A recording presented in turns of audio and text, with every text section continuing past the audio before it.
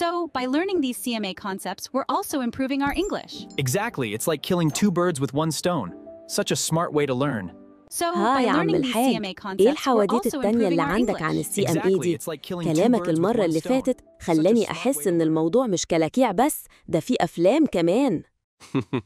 أيوة كده، هو ده المطلوب. بص يا بطلة، إحنا ليه بنعمل كل الكلاكيع اللي انتي بتقولي عليها دي أساساً؟ في هدف رئيسي لكل ده. هدف إيه غير إننا بنصعب الدنيا على نفسنا؟ لا يا حبيبتي، الهدف هو إننا نبلغ معلومات مالية مفيدة. مفيدة لمين؟ مفيدة لأي حد عايز ياخد قرار إنه يشارك الشركة دي في مواردها.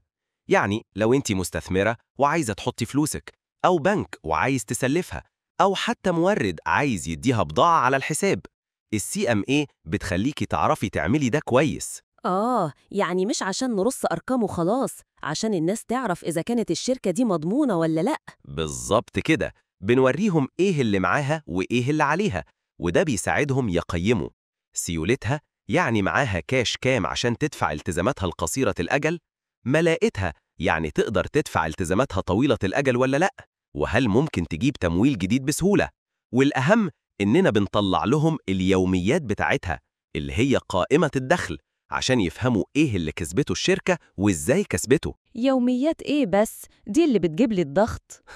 يا عمتي دي لذيذة، انت بس اللي شايفاها ورق.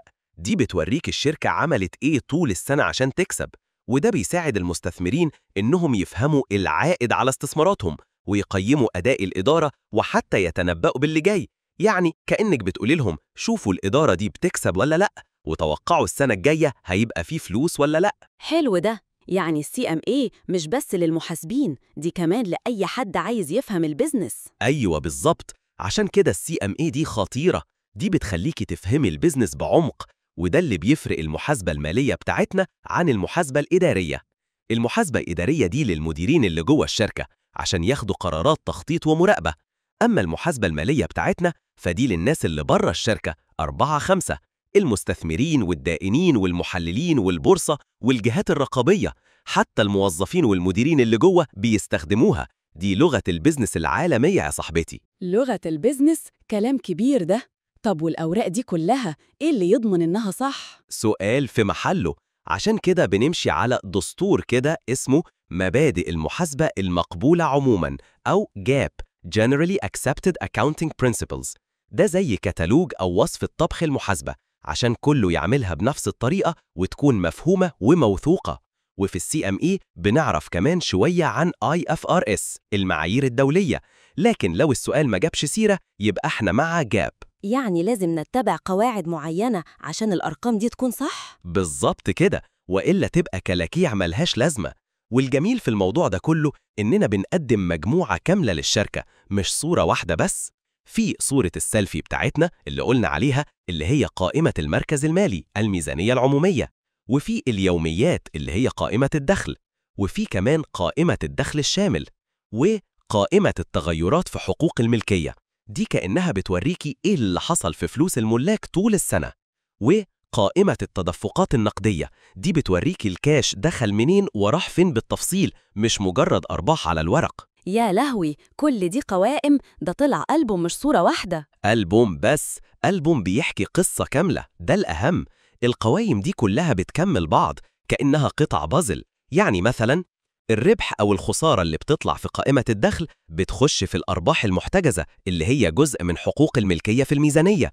الرصيد النهائي للكاش في الميزانية لازم يكون هو الرصيد النهائي للكاش في قائمة التدفقات النقدية. التغيرات في حقوق الملكية في الميزانية بتظهر تفاصيلها في قائمة التغيرات في حقوق الملكية.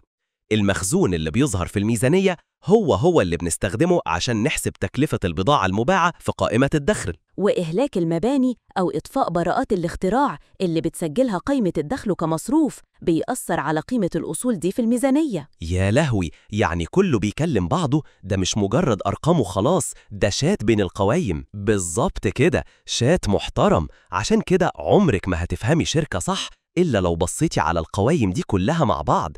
والأهم من ده كله، إحنا بنسجل كل ده بحاجة اسمها أساس الاستحقاق. إيه أساس الاستحقاق ده؟ يعني إيه؟ يعني بنسجل العملية لما تحصل، مش لما الفلوس تيجي أو تروح. يعني لو بعتي بضاعة النهاردة بس لسه ما قبضتيش فلوسها، أسجلها إيراد النهاردة. ده اسمه مبدأ الاعتراف بالإيراد، كأنك بتقولي أنا استحقيت الفلوس دي خلاص حتى لو لسه ما استلمتهاش. ولو صرفتي فلوس النهاردة على حاجة هتدخلك إيراد الشهر الجاي، أسجلها مصروف النهاردة. وده اسمه مبدأ المقابلة، يعني بنسجل المصروف في نفس الفترة اللي الإيراد المرتبط بيه اتحقق. يعني مش زي نظام الكاش بتاعنا في البيت لما الفلوس تخش الصندوق أو تخرج منه. لا يا حبيبتي، نظام الكاش ده لوحده، والجاب القواعد بتاعتنا ما بتسمحش بيه في القوانين. يعني مش زي نظام الكاش بتاعنا في البيت لما الفلوس تخش الصندوق أو تخرج منه؟ لا يا حبيبتي، نظام الكاش ده لوحده، والجاب القواعد بتاعتنا ما بتسمحش بيه في القوائم المالية الرئيسية. احنا بنسجل الحاجة لما تحصل، مش لما الخزنة تفتح أو تقفل، وده بيخلي الصورة أدق وأوضح وأشمل. كلام كبير ده. طيب وإيه موضوع الملاحظات اللي بتبقى تحت القوائم دي؟ دي بقى خبايا القوائم، دي اللي بتشرح لك الأرقام بالتفصيل، كأن الأرقام دي عناوين رئيسية، والملاحظات دي الشرح بتاعها.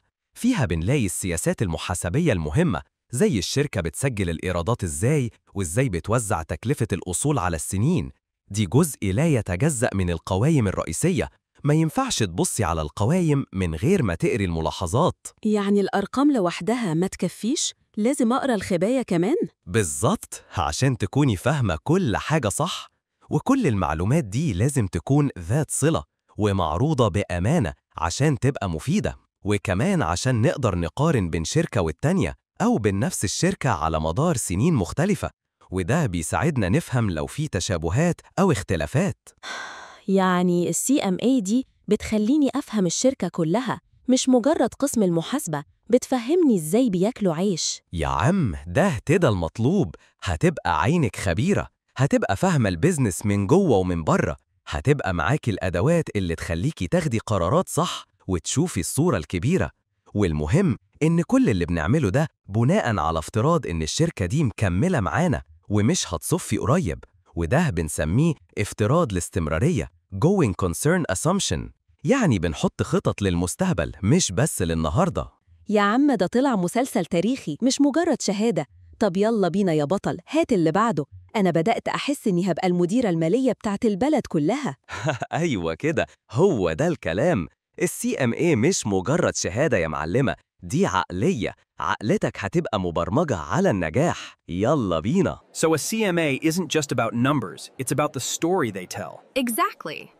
It's like learning the language of business itself.